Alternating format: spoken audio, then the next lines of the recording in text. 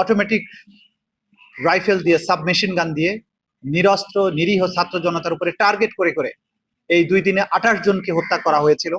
Specifically এই 2 জন আসামি অতি উৎসাহী হয়ে তারা কমান্ডিং পজিশনে থেকে এই 2টো দিন তাদের নেতৃত্বে রামপুরা এবং বনশ্রী এলাকায় হত্যাযজ্ঞ চলেছে। রামপুরায় 18 এবং 19 জুলাই আমাদের আধা সামরিক বাহিনী বিজিবি জুলাই আগস্টে ছাত্র জনতার উপরে নির্মম হত্যাযজ্ঞ চালিয়েছিল।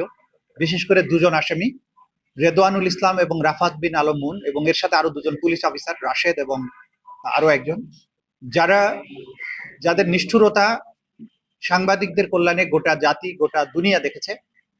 যে অটোমেটিক রাইফেল দিয়ে, সাবমেশিন গান দিয়ে নিরস্ত্র নিরীহ ছাত্র জনতার উপরে টার্গেট করে করে এই 2 দিনে 28 জনকে হত্যা করা হয়েছিল। সেই হত্যাকাণ্ডের দায়ে যে ফরমাল চার্জটি দাখিল করা হয়েছিল 4 জনের বিরুদ্ধে, সেই মামলাটির আজকে আনুষ্ঠানিকভাবে অভিযোগ গঠন করা হয়েছে এবং আগামী 20 জানুয়ারি প্রথম সাক্ষ্য গ্রহণের জন্য দিন ধার্য করা হয়েছে। আমরা এই মেসেজটি দিতে চাই যে বাংলাদেশে যারা গণহত্যা চালিয়েছিল, নিরস্ত্র নিরীহ মানুষের উপরে যে হত্যাযজ্ঞ যারা চালিয়েছিল, রাষ্ট্রের সর্বশক্তি নিয়োগ করে রাষ্ট্রের সবচাইতে যে সফিস্টিকেটেড মারণাস্ত্র সেই রাইফেলগুলো ব্যবহার করা হয়েছিল। এবং এখানে প্রত্যেকটি আহত নিহতের শরীর থেকে আমরা যেটা দেখেছি যে প্রত্যেকেই অত্যাধুনিক মারণাস্ত্রের আঘাতে নিহত হয়েছিলেন, এবং সেখানে কোনো রকমের হুমকি তৈরি করা হয়নি। এই যারা তাদেরকে গুলি করেছিল তাদের উপরে কোনো হুমকি এই ছাত্র জনতা তৈরি করেনি, যদিও তারা একটা প্লি নেওয়ার চেষ্টা করেছিল যে এক্সট্রিম মশার কয়েল প্ল্যান্ট ফাইবার দিয়ে তৈরি, তাই সহজে ভাঙে না, সুগন্ধিযুক্ত ও নিরবিচ্ছিন্নভাবে চলে। ডেঙ্গু, চিকুনগুনিয়া বাহি সহ যে কোনো মশার বিরুদ্ধে দেয় এক্সট্রিম সুরক্ষা। টেলিভিশন ভবনকে রক্ষা করার জন্য তারা গিয়েছিলেন, কিন্তু যে সময়ে এই হত্যাকাণ্ডগুলো পরিচালিত হয়েছে ছাত্র জনতা সবগুলোই টেলিভিশন সেন্টার থেকে অনেক দূরে অবস্থান করছিলেন। তাদের হাতে কোনো ধরনের অস্ত্র ছিল না, তারা কোনো রকম হুমকি তৈরি করেনি।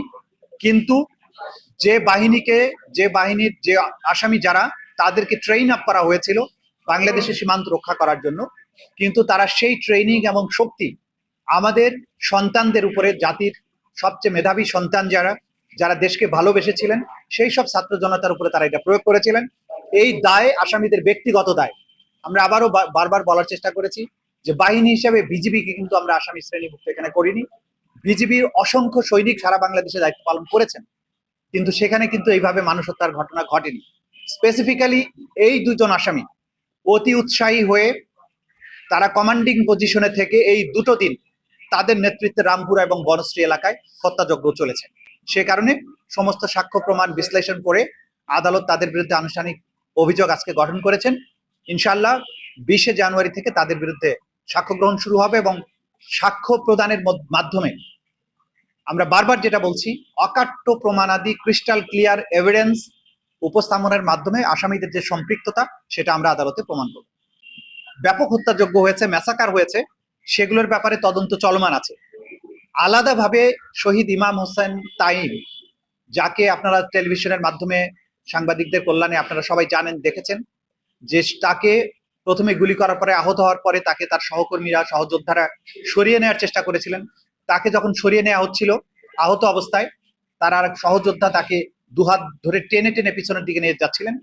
সেই সময়ে খুব ঠান্ডা মাথায় কাছে থেকে এসে পরপর কয়েক রাউন্ড গুলি করে তাকে হত্যা করা হয়, এবং হত্যার পরেও তার এই লাশের উপরে বর্বরতা চালানো হয়েছিল।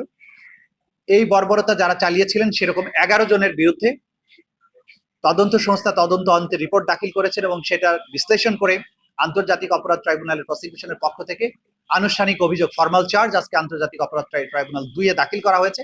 এই ব্যাপারে শুনানি অন্তে পরবর্তী সময়ে প্রয়োজনীয় আদেশ হয়তো আদালত।